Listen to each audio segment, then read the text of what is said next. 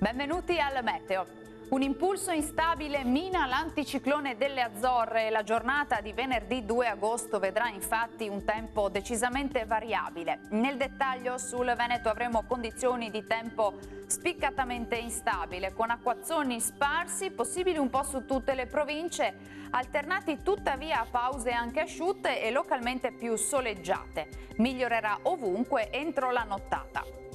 Temperature in lievissimo calo con minime tra 18 e 23 gradi, valori massimi compresi invece tra 26 e 29 gradi. Ci spostiamo ora sul Friuli Venezia Giulia, dove fin dal mattino avremo piogge sui monti, più asciutto invece sulle aree costiere. Col passare delle ore però avremo temporali un po' dappertutto.